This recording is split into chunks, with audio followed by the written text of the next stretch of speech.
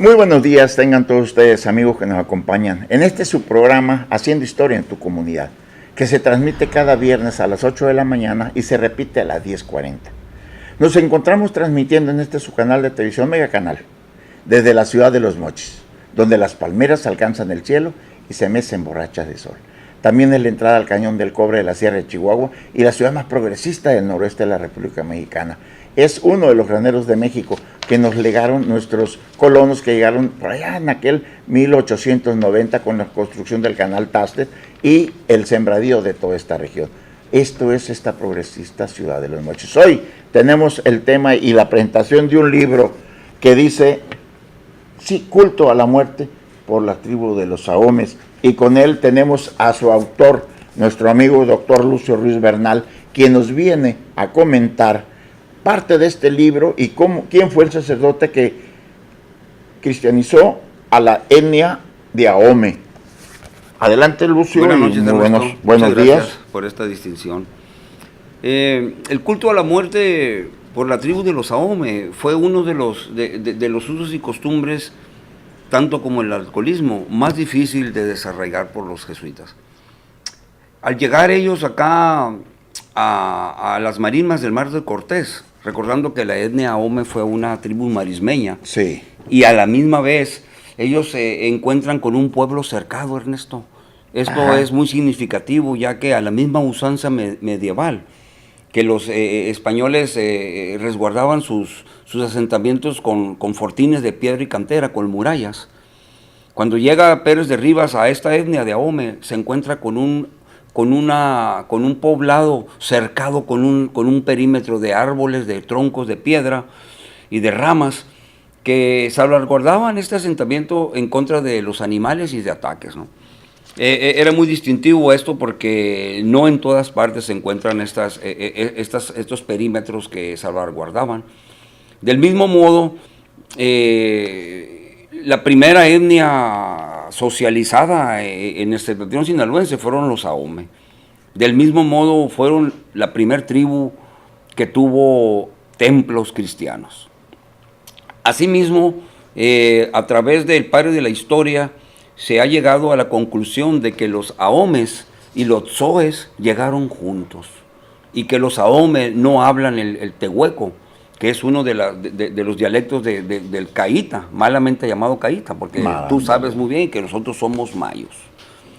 De este modo,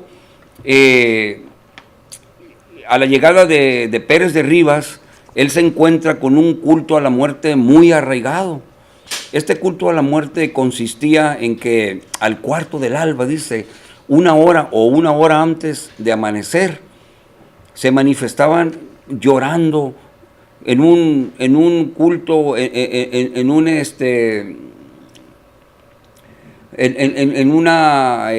manifestación de llorar 12 meses al año, una hora antes de que amaneciera. Estos gritos lastimosos, estos lánguidos y prolongados llantos se acontecían en las aldeas y como los gallos le contestaban unos a otros con los mismos llantos lastimosos y cundía firmemente en toda la población estas plegarias y gritos lastimosos en una época en que los españoles lograron observar estas y batallaron mucho para poder desarraigarlos.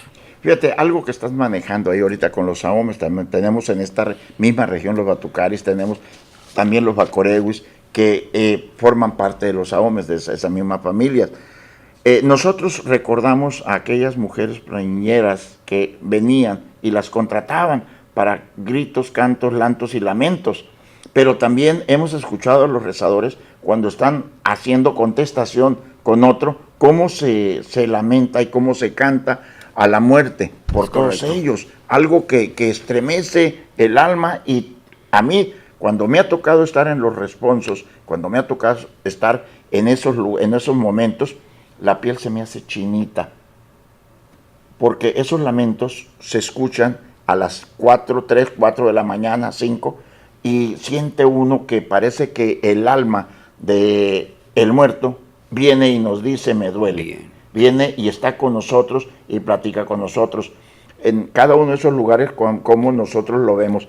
Pero cómo lo veía el sacerdote al escuchar todos esos lamentos, cómo lo sentían ellos, don Martín Pérez de Rivas, aquí con esta conquista indígena de la región del Golfo, cómo ellos lo manejan en aquellos momentos y decían, eso no está bien. Así es. Bueno, como tú haces mención, esas mujeres que por una remuneración económica en la actualidad van a llorar en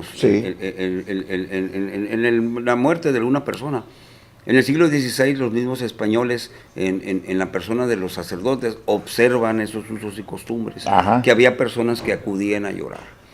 Entonces, esto fue realmente muy, muy emotivo para ellos, ya que se realizaba de una manera donde también participaban exclusivamente mujeres, no participaban los guerreros ni los viejos, las mujeres eran exclusivamente, y esos clamores, esos gemidos lastimosos, pues se hacían presente en todas las poblaciones de una manera casi general, ¿no? Donde, como te digo, se prolongaban este culto por el espacio de 12 meses, que era muchísimo tiempo. Y poco a poco, con la misma socialización, el amanciamiento y la cristianización de las tribus, fue posible desarraigar estos usos neolíticos, ¿no? de las tribus, principalmente de los ahomes. Pero fíjate, esos gritos que te comento y esos alaridos que daban, te lo digo, todavía en estos tiempos siente uno que la piel se le enchina. ¿Cómo sería en aquellos años con esa quietud de la noche? Vamos a hablar nosotros de 1600, 1700, que lo manejaban en nuestros pueblos indígenas yoremes. ¿Cómo podrían ellos sentirlo si ahorita lo sentimos nosotros? En aquellos años, ¿cómo? Se escuchaban a kilómetros de distancias. Sabíamos que la orilla del río es una parte que lleva los sonidos del tambor y también los sonidos del lamento, del grito, de ese llanto, hasta los otros lugares. ¿Cómo lo manejaban en aquellos tiempos nuestro pueblo? En aquel entonces, obviamente, todos estos cultos eran acompañados por folclore, ¿no? Y recordándole que el alcoholismo también fue una costumbre muy arraigada y que cundía mucho esto. Fue un gran tropiezo para ellos encontrar en estos asentamientos tanto dolor por la sangre derramada, y no solamente lo lograron observar en estas tribus, sino que los tehuecos, los sinaloas, los zoes, todo lo que era la cultura mayo, principalmente desde el río Nío hasta el norte desde la encomienda de Sebastián de Évora, en el río Mocorito, hacia el norte del río Yaqui, se acontecían estas manifestaciones tribales o bárbaras, inclusive, Ernesto. No es posible que sea llamada bárbaras, como tú lo comentaste, porque ¿cómo justificar una conquista, una invasión tan sangrienta como fueron ellos, donde descuartizaban, apaleaban, quemaban vivo? Entonces, ¿quiénes son los bárbaros?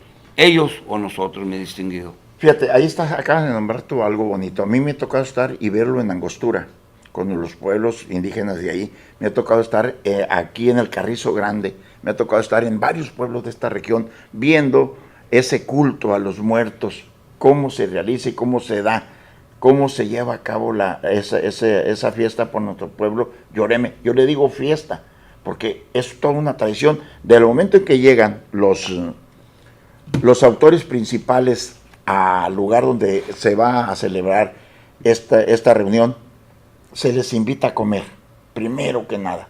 Y ya después se tiran cohetes. Después de lanzar los cohetes, que ya llegaron ellos, comen y empieza la fiesta en sí, con la música, con la danza y ya después acá aparte hacen una tacaba o una cajita del difunto y ahí están celebrando todo lo que es ese acontecimiento. Lo adornan con flores y hacen todo un algo emotivo y bonito, que ya lo hemos presentado en estos lugares. Cómo en toda esta región rinden ese culto en nuestros pueblos yoremes, nuestros pueblos indígenas. Algo que tú nos podrías aumentar. Bueno, acabas de mencionar algo sobre la pólvora, ¿no? Al llegar los mismos misioneros a Las Vegas del Río Grande, actualmente Río Fuerte, ellos encuentran que todos los instrumentos, toda la parafernalia del folclore se encuentra limitada a instrumentos fabricados con elementos encontrados en el continente y el contenido del espíritu del monte. Llámese los tambores fabricados con corteza de árbol y vientre o vísceras de animales. Sí. Los coyoles fabricados con pezuñas de venado y carrizo.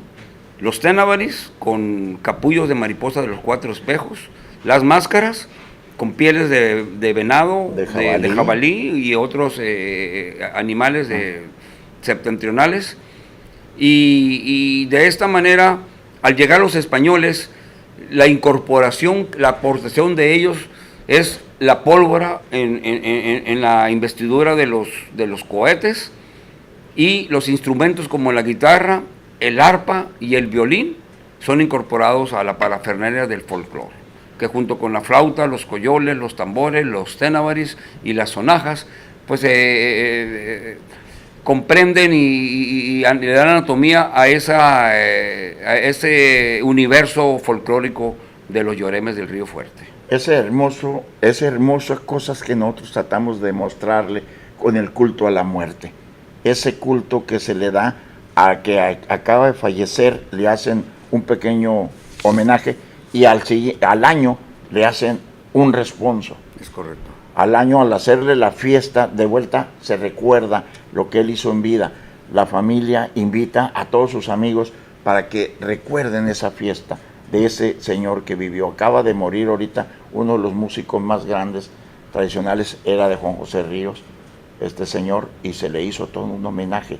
Yo andaba afuera, no pude asistir, pero he estado en otros responsos y lo hemos visto, cómo ellos danzan, bailan, cantan, pero también lloran. Bien, también sí. Rezan en la misma lengua, también hacen todo lo que es y en su propia lengua. Muy poco lo hacen en la Castilla o en el español, ellos así lo realizan. Solamente cuando hay lloris, entonces sí, hacen en las dos, en la lengua y en la Castilla. Esto es parte de ese culto a la muerte en toda esta región. Bien, uno también, algo muy importante, recuerda que ellos 1 hora antes de que clareara, sí, empezaban esos gemidos, ¿no? Esos sí, llantos tan lastimosos. Una vez que empezaba el sol a prorrumpir, alzaban sus brazos y apuntaban la ofrenda hacia el norte, ándale, donde ellos situaban el reino de los muertos. Sí. Y todavía el alarido, el llanto lastimoso era más profundo en el momento en que se retiraban ese ritual y iniciaban la vida cotidiana. Siempre apuntando hacia el norte.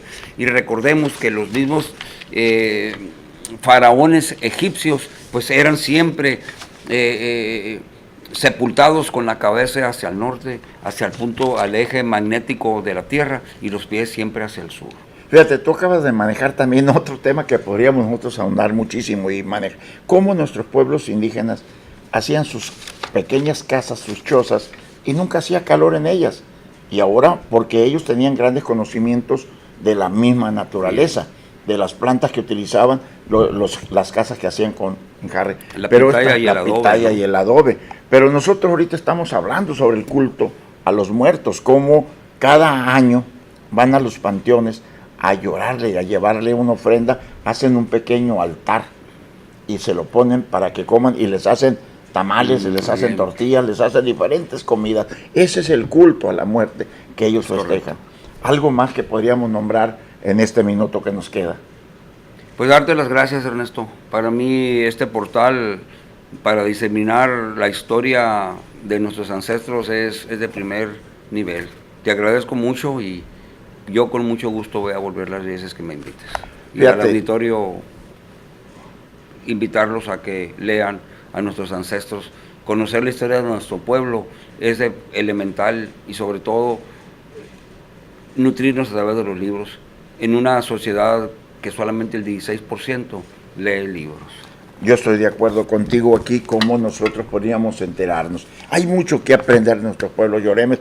Al contrario, Lucio, cada vez que tú vengas estamos en la mejor forma de darles a conocer a nuestros televidentes algo más de la historia de nuestros pueblos indígenas. Lloremes del norte de Sinaloa, o los yaquis, o los mayos, o cualquier pueblo, pero nosotros aquí principalmente el norte. El tiempo se nos agotó de vuelta. Lucio, muchísimas gracias por su atención. Nos vemos el próximo viernes con otro tema diferente. A lo mejor continuamos igual. Vamos a esperar a la oportunidad. Y estás invitado a la hora que tú quieras. Muy buenos días tengan todos ustedes.